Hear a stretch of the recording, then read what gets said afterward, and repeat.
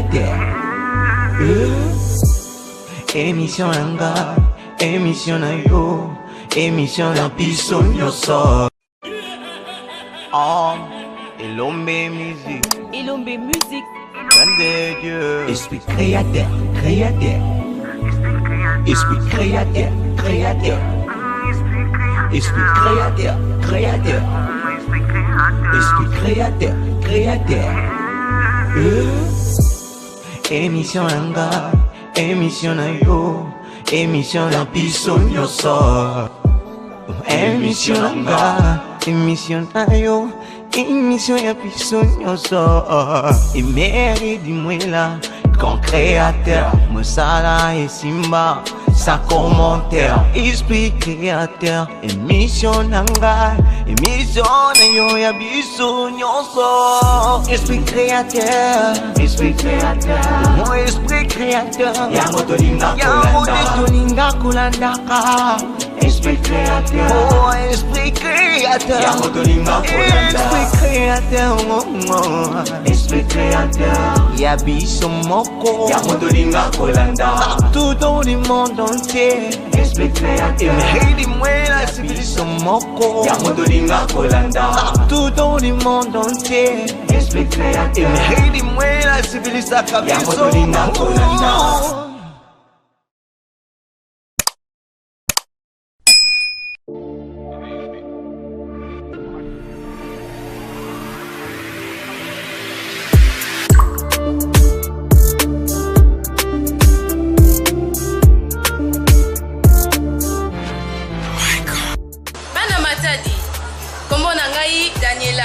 Émission Nabino Esprit Créateur et Zongi. Bolandaka yango na RTNC Congo Central. Bosala lokola baninga bango baza déjà epa na biso. Oya ebele bolandaka émission na biso Esprit Créateur, émission oyo eyambaka batu ya mayele. Esprit Créateur avec Emery Dimwela le vieux Mbiaka. Bonsoir à vous tous qui nous rejoignez en ce moment pour suivre cette émission Esprit Créateur. Dans notre émission d'aujourd'hui, comme on vous dit toujours, Dieu c'est le premier créateur. Ils nous ont tous dotés d'un esprit créateur. Et dans cette émission d'aujourd'hui, je reçois M. Anderson Matadi Kembokuswa, que vous connaissez déjà Matadi, mais Anderson Matadi, mais tu as aimé l'émission pour Anderson Aoutuapi et puis Azong Matadi Aïosala Nini. C'est ça le rôle de l'émission de l'eau. Je crois qu'il ne pas tout le monde la parole. Bonsoir M. Anderson Matadi. Bonsoir M. Emery Dimwela. Alors, M. Anderson Matadi, et je rappelle à notre spectateur que nous sommes ici présentement chez M. Sekes. Sekes, oui, Babi Place, et puis ça goûte Mikolo, na hôtel Naé, donc tout ça, M. Anderson. Vraiment, je crois que tu as mieux, c'est moi, Anderson. Alors, pour vos impressions par rapport à l'émission d'aujourd'hui, explicateur. Non, mais d'abord, félicitations, parce que je sais que quand j'étais ici plus ou moins permanent, je ne manquais pas de passer à cette émission et que jusqu'aujourd'hui tu continues à cet élan-là. Donc tu es à féliciter et nous avons besoin des hommes pareils comme vous pour arriver quand même à faire voir, aimer voir les autres, ce qu'ils font dans la vie et c'est très important. Vous savez que vous êtes une personne très importante parce que vous arrivez quand même à faire montre aux autres ce que les autres font et ce qui n'est pas facile. Il y a d'autres gens qui sont dans les cachettes, mais toi tu essaies un peu de les faire sortir pour qu'on sache, voilà, il fait ceci, il fait cela et tout, c'est pas donné à tout le monde. Et que cette émission aujourd'hui, je ne sais pas si ça va faire en combien d'années. Aujourd'hui on est en 2023. Depuis des février. Donc ça c'est déjà quelque chose d'extraordinaire. Je sais encore tes débuts comment c'était, tu venais, tu étais dans toi Kine, et tu passais des fois à Boma, à Mwanda, ainsi de suite, et puis tu t'es décidé carrément de s'installer dans la ville de Matadi. Une fois, je sais que vous avez organisé même certains brevets, c'est un certificat de mérite où les opérateurs économiques, c'est des gens qui ont des initiatives, qui sont en train de créer certaines choses de cette ville. Et je sais aussi que j'ai été honoré dans ce sens-là dans votre émission en collaboration avec certains experts qui étaient venus par-ci par-là. Éviter d'ailleurs, c'est Kamapa, les Kamapa. Oui, à l'époque, oui, et je sais que vraiment, je ne peux pas oublier ton émission. Alors, merci beaucoup, M. Kembokuswa. Je crois que vous le connaissez déjà. Il est natif de Matadi. Il s'appelle aussi Matadi. Donc, je crois que l'émission de l'eau, que tu sois Matadi, nous sommes ici pour vous présenter les créateurs de la ville de Matadi. Il est parmi les créateurs de la ville de Matadi, mais tout est Anderson Matadi, au plus de personnes par rapport à l'émission, mais tout est Anderson Matadi. Pour la bande, on va dire que Matadi, on va dire que nous avons voyage, on va Anderson Matadi, on a un wapi, on Matadi, et puis on va accepter nos Matadi. Non, mais oui, Naza vraiment moi Nzanza Moulakisi. Et na sali bétique primaire nangai na EP toujours na Baba. J'ai certificat kuna il y a longtemps hein, donc et puis le diplôme l'examen était dans style Sanga à protestant et puis c'était en maths physique. Et après, je suis parti faire l'architecture de l'IBTP à Kinshasa. Donc voilà. Et bah, après, j'ai œuvré ici en tant qu'entrepreneur. Donc je continue jusqu'aujourd'hui.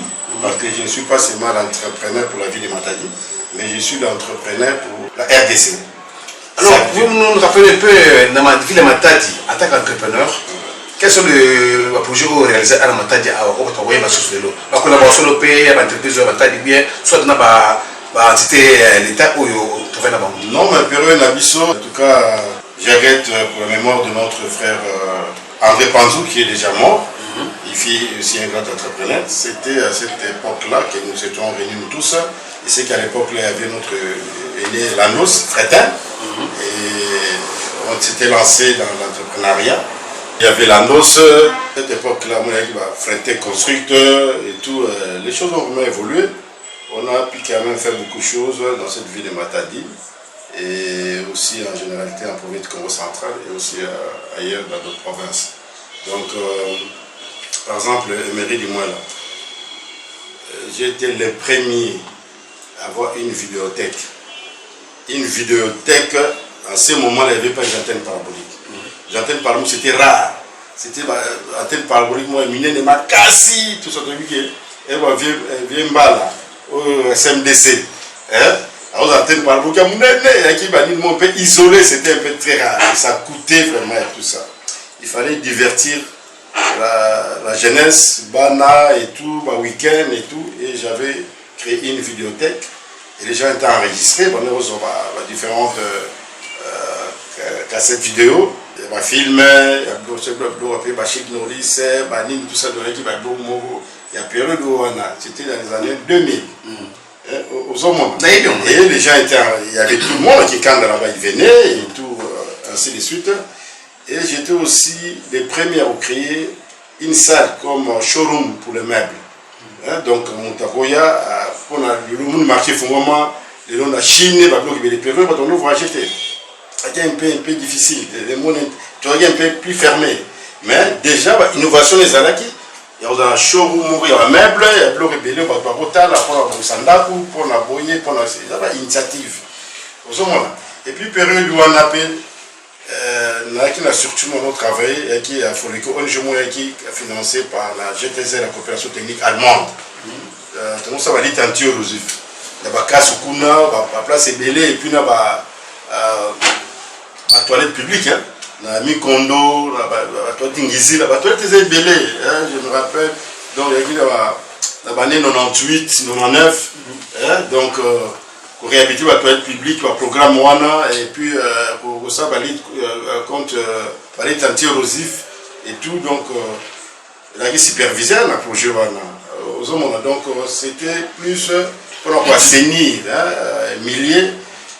Donc, très important. Mais là, on a habité, et puis la période où déjà, il y a moins de déficit parce que la population va nous croître. Il fallait que nous l'infrastructure qui existait. Pour nous pas un accès, quand même il y a certains besoins où ils ont primordial. Alors normalement il fallait qu'il suivi et là, il fallait que normalement une population croissance, c'est un problème sérieux pour la croissance de la population. Donc il fallait que l'infrastructure on a ça à plusieurs fois parce que nous vivons à Matadi, ils ont la configuration dans le sens que compte tenu de l'environnement, la place nous sous pour ça il faut sceptique qu'ils ont un problème.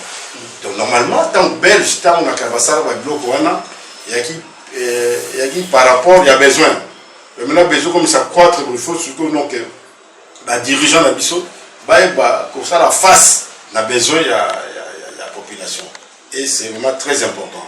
Et puis, tu as dit acteur pour ça va bien qu'on a tout, ainsi de suite, travailler pour la fonds social, il y a aussi là-bas Dalo, Vanille, Vanzela, la route à des aides agricoles, et tout pour ça, pour assainir, Vanzela, pour que Biloko pour la million reculé. Mais maintenant, on a pu battre nos confondre Anderson, ou Anderson, c'est un gouvernorat, à Sarah Boinga, c'est bon, non, Anderson a dit collaborateur au gouvernorat pour le marché. Vous avez vu ma travail à Inga, non.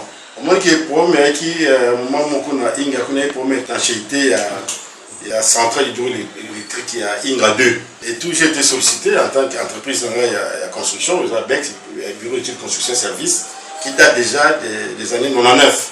Et non plus expertise dans pour ça la étanchéisation il y a ni no 5 bêtises et tout c'était apprécié et tout ça a été retenu mais sauf que c'est pendant la 5 bêtises d'après on a réalisé qui va Nino, il y a une société italienne ou une autre société qu'on avait choisie qui avait fait cela. Mais c'est important que par rapport que là, on se peut dans le Congo, puis on peut pas congolais, puis tu as l'expertise pour tout animer pas battre pour arriver à remettre en pour l'embarquer en abisso. Comment la Chine les nous a développé, ils ont développé des pas pour l'étranger, ils ont développé la Chine là et tout ça, mais il y a des bateaux voyés, bateaux au Tchad, on a tout ça. Donc, ça complexité. Tu as vu la complexe mot quelconque par rapport à savoir Nabiso et tout ça, mais complexe, il y a un peu plus d'autorité Nabiso, des fois. Donc, il y a pour valoriser main-d'œuvre locale. Mais là, c'est vraiment un programme chef de l'État. Même que, malgré la déception, les corrections, tout ça, mais il faut quand même valoriser la main-d'œuvre locale. Donc, je crois que c'est vraiment très important. Dans la période où on a ça qui est là, la route Malanga-Louosi.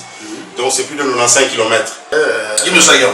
Oui, j'avais travaillé à cette époque-là, au travail dans la DVDA, il y a qui une direction de voie des desserts agricoles, et puis là on fait des routes ensemble et tout ça, il y a à Sénien Zélan, la période tout ça, là on attend la voiture, on voit la voiture, on l'équipe, sur le côté, puis on m'appelle le côté Zélan, et puis de toute façon, madame Louose, ok, Tina Louose, là, Kimbemba, et tout ainsi de suite. Mais quand plutôt les capes, ça, l'intervention, il y a ça, là. En Zéland, on a souhaité me commander il y a Sima, PPC. Donc, nous avons intervenu, on peut pas avoir la minute, l'expertise dans là, il y a ça, on va étudier, il y a parking, on va remorque, et puis organiser mon blog, et tout, d'ailleurs, gouverneur. Guiba, donc, on a inauguré l'infrastructure, voilà, la minute. Donc, c'est le projet là. On a 5, oui, si. Oui, mais vous avez une grande expérience. Et puis, bon, ça peut, des fois, nous, le jour, on a bloqué bien, donc, donc, nous sommes là, et puis, on travaille plus dans le projet avec OMS, dans PNUD, et puis dans ONICIDA. Donc, en tant que fournisseur de services techniques, nous sommes la génie civile ou la décoration et l'architecture. Donc, voilà, ce sont les organismes internationaux. Donc, on va sélectionner sur la sérieuxité, ce qui pour ça l'a bien été. Donc, moi même, casier judiciaire qui ça sauf dans Gombekouna et tout ça, il y a une annexe qui a été faite à côté là, tout ça. Pour la capture, et tout ça, tout ça, et tout. Il y a intervenu, j'ai travaillé là-bas, c'est ma société qui a travaillé là-bas. Ici, tout ça, bloqué ça, moi, et belé. Alors, disons que je rappelle ici que vous êtes natif du Congo central. Précisément, moi, Matadi, qui s'appelle aussi Matadi, dans le nom de la ville Matadi. Alors, je voulais savoir un peu, au sein de Mambélé, dans Matadi, vous avez beaucoup fait, Anderson. Ça, c'est quand on demande aux Matadiens, ils reconnaissent qu'il fait beaucoup fait. Mais Matadi a dit quelque part que, au Tiki, on a passé, parce qu'il faut pas qu'il y ait qui Anderson. Mais on a consulté. Alors, du coup, mon ami, tu es un peu comme au Kendaki. On va dire une histoire au Kendaki, pourquoi? Et puis de deux, aux Zongi de l'autre, aux Zongi pourquoi? Non, mon vie à Moutou, c'est un rappel Air Moko, il y a pourtant la paix ailleurs, comment va se présenter. Aux hommes, on a marqué, mais on a tardé des fois, on a intervenu, on a c'est Kebanza, aux hommes, on a passé par là. Bon, maintenant qu'à un moment donné, dans mon équipe, moi, Coco Somme, qui est entrepreneur, tantôt, on va marcher, tout vivre dans le marché, donc il faut pas contact, et puis ainsi de suite, on est orienté autrement. Et plus parce que Kinshasa c'est un grand monde, c'est là d'essayer des institutions et tout ça, qu'il fallait aussi essayer de prester, voir aussi avec camarades de Tangana Bango et tout ça, certains contacts et tout ça, on s'est dit que voilà, on peut aussi voir certains débouchés pour ça parce que au début il y a le coup la mbisi sur le tien na mai nous sur le tien mbisi ah oui bah qu'on nager donc sur le musala na yo partout cause là oui bah pour ça là yango et tu c'est sûr que dans le cœur non toujours matin oui bien sûr parce que on a mais qui peut autant voilà que bambo comme ça va paya tout le monde a pu développer tout ça là modernisme ils ont arrêté c'est le grand c'est la réalité donc aux hommes alors fallait que tout le monde a connaissance sur la mboka après tout qui n'est pas partenaire parce que nous avons partenaire sur la Turquie donc ça la représentation du turc par rapport il y a ici un matériel de construction et tout na Denizli donc sur commune à Istanbul ok Izmir après na Denizli déjà il y a le quoi Katanga la bangukuna aux hommes on a la réalité de ça câble courant on a bloqué belé tout ça va ici la vidéo la voiture image on va tout ça pour la prochaine émission d'accès comment et tout ainsi de suite alors mon qui est très important il y a koyeba ndenge nini to ki liboso pour na mboka na biso pour HP ezokende aux hommes que eloko malamu to kotika na mboka ezali ba empreinte ya développement parce que le lot a le dosate mais sur ba empreinte ezali bakokanisela yo na eloko songolo eloko y ozwana ngai eza bien kotonga mpona yo moko et tout ça mais eza très important ya kosala eloko moko mpona nation mpona population yango eza très capital tosali mpe mpona biso moko mais faut tosala mpe mpona mboka faut tosala biloko mosusu tozocontribue na maye po tokozala yango tout ça mpona ke mboka ekende liboso parce que eza très important soki ezaka mpona meli oli olali et tout ça voilà donc tu n'es pas un acteur de développement. Moi, je peux être un acteur de développement, voir comment les choses peuvent changer. Devant telle situation, il se présenter. Ni dans la salle, ça, mon membre va avoir l'emporter. Donc, il y a quelque chose de très important. Il y a un avec, mais voir un gars, il y a beaucoup de gens, à nous unir, non. Tu fais par exemple, il y a un abeto, ni ne pas ça là. L'abeto, ni fait tu ça. Comment tu dois la solution devant un problème qui sont posés, quoi, par exemple, la vie, la matade, ou dans la province habite à concentrer.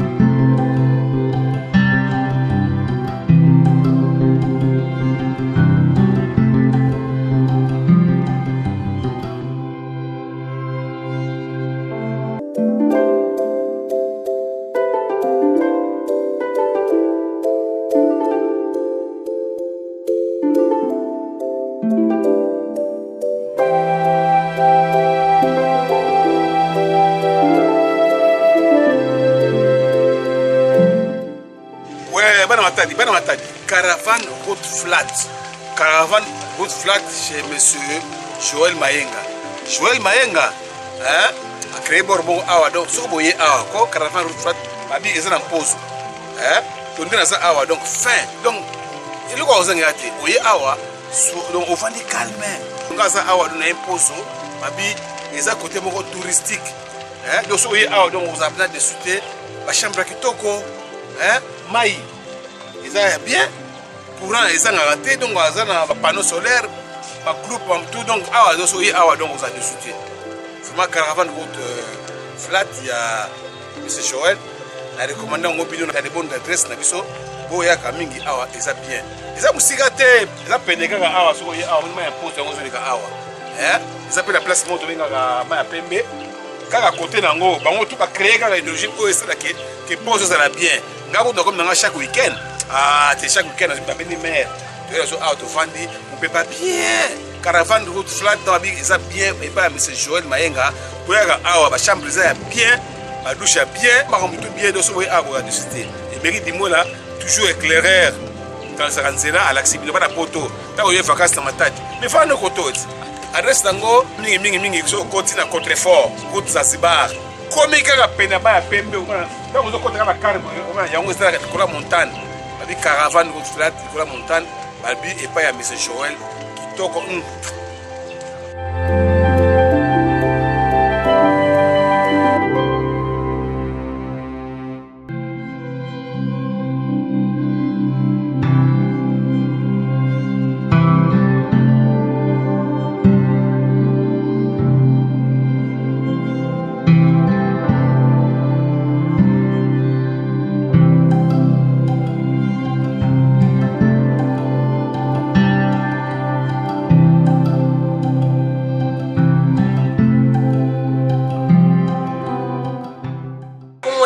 Madame Virginie m'a fait mais nakata vieux la sédoise.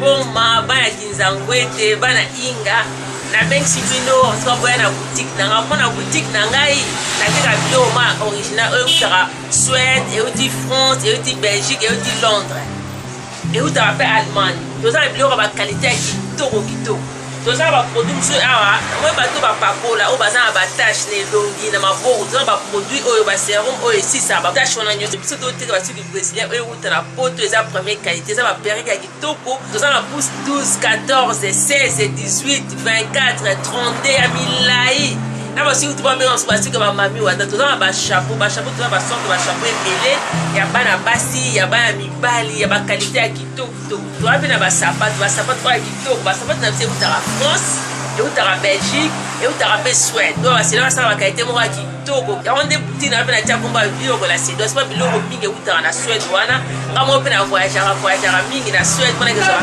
biloko ya kalite ya kitoko bandeko na biso ya basi toza na produit oyo James Clinique Stockholm Serum donc euta na Suède produit oyo eza mpona bandeko na biso ya basi ya mibali oyo bapakola baza na batashe na maboko baza na batashe na elongi produit oyo soki aplike yango bana moko ekolongoli batashe wana eza mpona esukola poso savon oyo eza movide oyo eutaka uganda mais eza savon moko ya kitoko basala yango nzela moko na mafuta nango soki opakoli savon yango na butu ndenge opakoli na mafuta yango mpe elongolaka banduta lisusu ekosala mpe nzoto kitoko toujours bamaquillage toyesa baclient air nyonso elongi ezala ma fragile elongi folinga kotia eloko moko eza original oyo ekuti na poto mpona nini maposo soki ebebi eza esuku mpasi mpona kobongisa bienge biso moza na kisi ebongisaka poso mais ezala cher yango tolingaka kokoma kolasa baclient so baproduit nyonso ezalaka bien bile kutaka poto nyonso kutaka elongi ata soki atoki otoki ekokita me bakiyage nde kolongwa te mpo babiloko na biso nyonso ezalaka kalite ya kitoko biloko na biso te bachanel babiloko matoi eza babiloko ya kalite ya bien etilukaka so aza basuki ata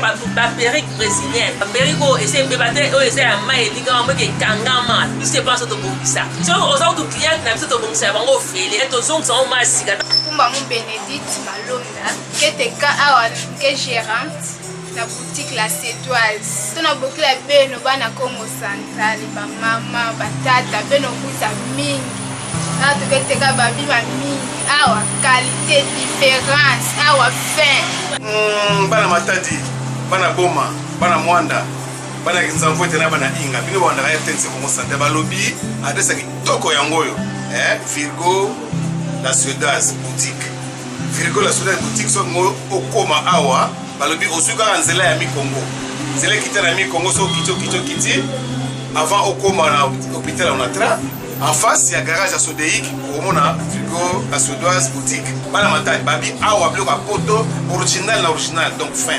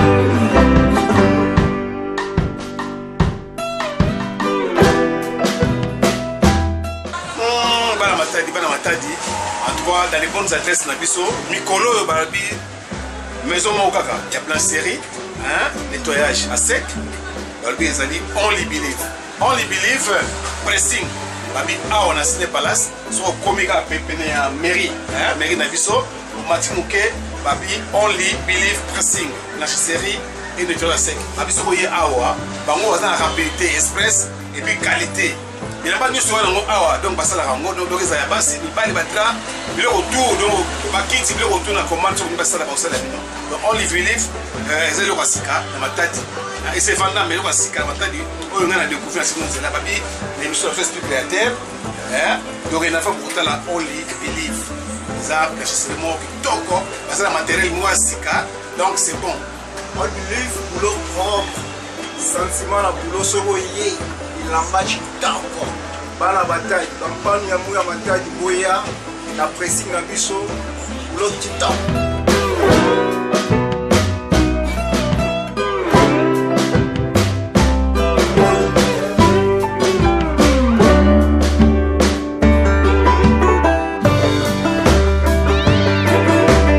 Papa Ambroise, vous allez client awa depuis quand? En tout cas, récemment je connais Belé. Moi je connais Belé awa.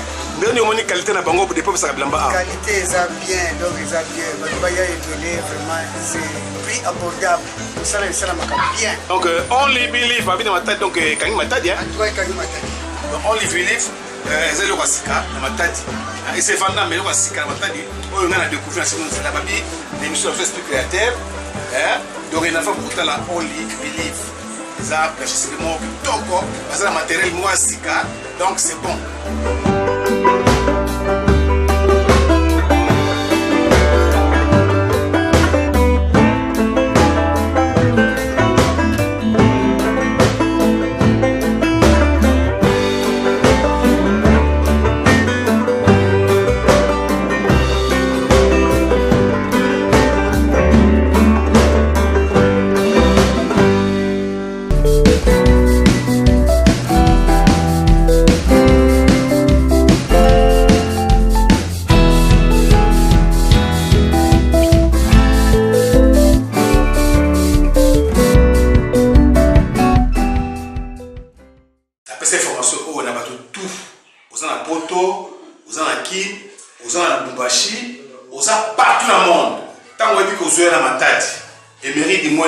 Vous offre des chambres. Et ça à niveau de ville, na biso ya matadi, et ça à niveau de Kikanda na matadi, et ça à niveau de Mpozo na matadi. Soko yiki koza voyager ozoya, numéro ko na chewana obengi ngai. Oyo vanda na Mpozo, ngova na ville, ngova na Kikanda, obengi ngai au chambre na prix à bien et puis la condition à bien. Et mairie du mois là aujourd'hui, je fais la fierté de Matadi parce que la visite ne pas la poto, tant que y a poto, réserver chambre na numéro na chewana, aux chambre partout on va na Matadi. Et ça na pose, et ça na file ya Matadi, et ça na niveau ya Kikanda pour vos dédouanements, tant que y a poto ba prix à bien, ba offre à bien. On sera un mois, on sera 15 jours, on sera jour moko, au béka les. Donc je crois que vous comprenez là, donc Madame Mukoloza pepele. Pour que la condition na yo to ça ndingi yo dingi. O eza libéré du monde là, émission Esprit Créateur. Comme yo le rachat maintenant, tant que yo le na poto bengi déjà, tout ceux qui réservé chambre na yo, makamutu ya bien, on va na calme. Calme comme jamais vu, calme, na nenga bien, on a bien, merci bien. Ou bien la numéro là, vous allez citer.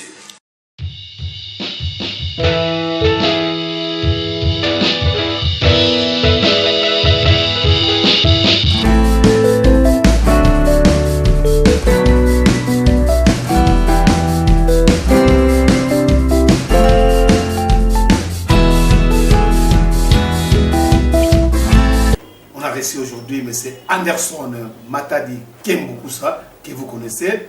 Je vous ai dit que l'émission Esprit Créateur est une émission Oyabaïdé. Parce qu'on ne peut pas développer cette ville de Matadi, province de Récon centrale, si vous avez un créateur d'Anderson Kemboukusa. Il est créateur de son état, on l'a reçu aujourd'hui, vous avez compris qui il est, vous comprenez à quel moment on a non, avec vous il a un Matadi, alors ça va faire un Matadi, avec Kondaga, Nanganda, ça me ressource à peu près, la caca, ça me ressource ça. Voilà, ben non, il y a Matadi. Je crois que mon cœur a fait, tout fait. Donc, nous sommes là bas Matadi. Donc, vous devez comprendre que l'émission est une émission belle Matadi. Et ça, on ne la bino. Alors, de ma bien na poto, cartouche mon carton na poto, bino na poto bon de mairie du Mona. Et mairie du Mona, il y a moi na Matadi, na Puto ville quoi.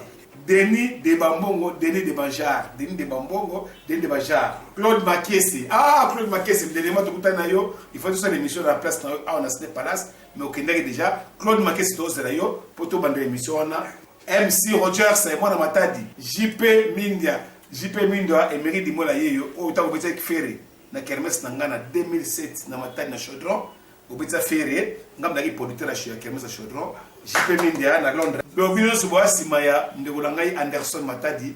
Je crois que bon, la belle Matadi qui a fait un botte, membre qui est mingi bien. Vraiment, à vous tous qui avez suivi cette émission Esprit Créateur, merci. À la prochaine pour un autre numéro Esprit Créateur. Ciao. Merci. Créateur. Esprit Créateur. Créateur. Esprit Créateur. Créateur. Esprit Créateur.